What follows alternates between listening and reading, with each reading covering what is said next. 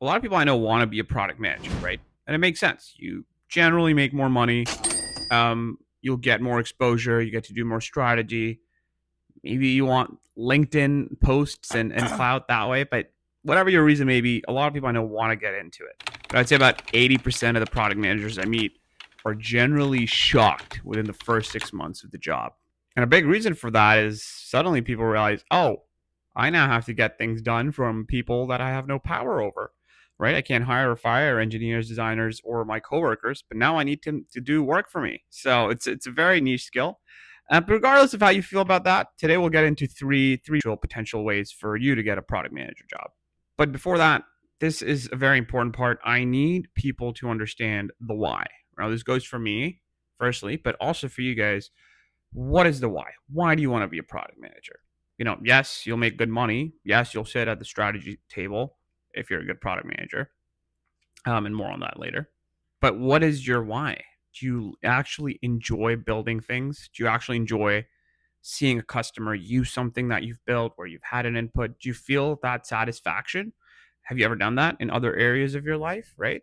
Maybe watering a plant and watching it grow and you feel that satisfaction. Is that your personality type, right? Because it's not a, and the reason I bring this up is because it has a lot of realistic downsides as well, right? If you're working at startups, you're up at 6 a.m. On a call with your founder, or there's some sort of a fire or drill happening. Sorry, no, not drills. There's some sort of a production fire happening. So something's down in production. Customers can't see it. And you're responsible. You're doing jujitsu between engineering, design, marketing, or maybe that's all you as well. You're so early stage, right? So is that something you're comfortable with, right? So it's not the role for you, at least in my opinion. If you want predictability, right? You want like the day to day to be the same, and any sort of difference in structure like really throws you off. So not the role for you then.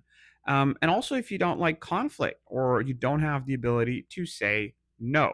This is very important because a lot of people, now that you're the strategy person, a lot of people come to you be like, "Hey, you should build this. Hey, you should do this."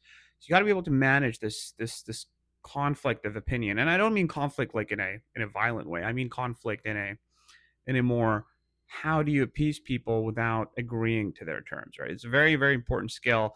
It's a skill that I definitely didn't have in my first 2 years, I'd say. As a product manager, I would like to say yes to stuff and then have to deal with the consequences later. But maybe more on that in another time. But point being here, the why is important. And I do think there's so much value to like vision boarding, to like being able to manifest or see the reality you want, be able to envision things, because otherwise you can get burned out really quickly.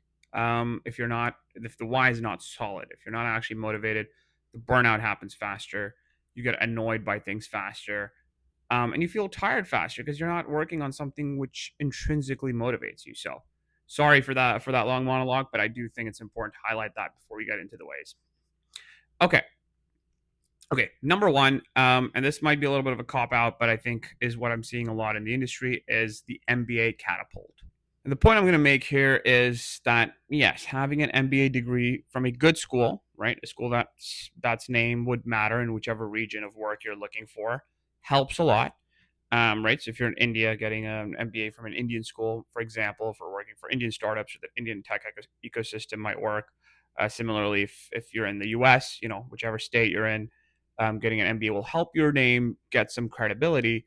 Having said that, another story for another time, but I have worked with really, really great product managers that not only had no MBA, they also had no degree, right? So I've worked with quite a few product managers that have had at least a bachelor's degree, but I have worked with a product manager that just did not have a degree, only passed high school.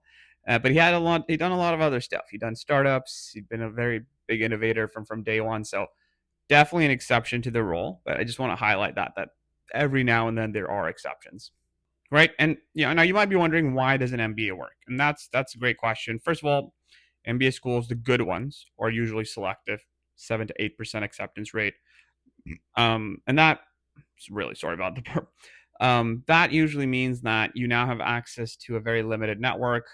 I personally don't like these things, networking, etc., but unfortunately, it's how a lot of the corporate world works. Like people know someone, someone knows someone.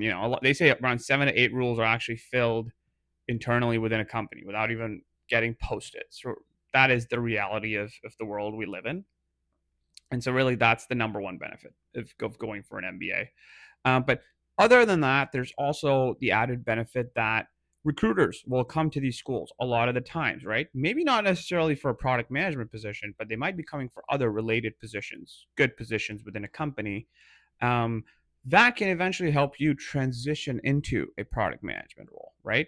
And it all comes down again. That's the point. Why? That's what I was saying earlier on. The why, right? If your why is strong as to why you want to be a product manager, you're okay with picking up an adjacent role in a company that you want to work with, which might eventually lead to a product management role, if that makes sense, right? And like a quick example would be I'll be a customer support agent for 2 years for an app that I really like to build up that network within the product team of the company. And then once there's a role opening, I know product managers really like customer empathy is a very, very strong quality to have. I can demonstrate that. That's my strength. Hey, I'd like to interview for this position, right? So that's sort of like the MBA tidbit, I'd say. A lot of the time, schools also help you get internships at like one of these prestigious companies or even mid tech companies. And when I say mid tech, that's between startups, but not really FANG or not really the big tech companies. So like mid tech level companies. And that really is what the MBA is, but it is pricey. I do understand it's not for everyone. I personally don't think we'll ever do it. I think it's a lot of money to be invested into it. But having said that, more often than not, you will make your money back, right? Because you're going to be buying a network, you're going to be buying a lot of leverage. Now, if an MBA is not for you, there are two other routes that I'm going to quickly discuss, and the second one I've already touched on already, which is play to your strengths in your current role, right? Try to find a non-product management job first. So product management jobs are very hard because you're doing strategy, you're being trusted with a lot of things, right? So try to maybe, if in a company, find a customer support job. If you have a technical degree, try to become an engineer or a software engineer, and then maybe transition into it. Maybe do sales for a company, right? Every single entity in the world needs marketing or sales. Every single company in the world needs that, right? If you build it, they will not come. Every company needs a way to get the word out. So, what does that mean for the industry you're targeting? Right? Maybe you're targeting, accounting software companies. Right? They probably have sales representatives. Maybe start there. It's a great way to learn the product. It motivates you. It helps you learn about ambiguity, for example, how to deal with a place where you don't have direction. Because as a product manager, you will be in that situation a lot where it's not clear if you need to go from how to go from A to B, or even if there is a to B, maybe you need to reinvent the B and it needs to be a C, or maybe you're looking at the alphabets incorrectly. You should be looking at numbers, right? Sorry if that doesn't make sense, but that's what I'm trying to say is the path forward is not clear. And so that sort of like will help you develop strengths and then try to transfer in, keep an eye out within either the company you're working with or the industry you're working with for similar roles, right? A great way I've seen marketing teams do this is they try to start running their own A/B tests. They start writing their own product specs. Like, what are they going to hope to achieve from this? And I've seen a marketing coworker of mine eventually transition into a product management role in my last company. This happened, and it's a great way to lead because you're now also adding more value to the company, right? And obviously, the reason this works is people already have trust in you. Your boss trusts you, the company understands you, HR will skip the bureaucracy. So there's such a big lever up that you can utilize, and it's a very big strength for you, right? And in my opinion, a lot of the times, the actual title doesn't even matter. It's about what you did on a day to day basis in the role. You might already be doing product management role specific duties without even realizing it. So maybe take a look there. And lastly, okay, if you're not internally in any product management adjacent positions, if you don't have money for an MBA, then I think this route would work for you. And the answer is drop shipping. Okay, I'm joking. Maybe not drop shipping, but startups. That's what I was going to say. And honestly, some startups and drop shippers, there's a thin line there, but I don't think that's the topic of this video. But going into the startup culture is a lot easier, right? Startups are more open-minded, they have less structure, less processes in place, so um, they're more willing to give you light of day per se, right? And what I mean by startups has to be like very early, like maybe pre-seed or uh, Series A, somewhere along that line, right? And you'll start doing a lot of fun things. You know, day one you might be QA testing, day three or week two you're designing stuff.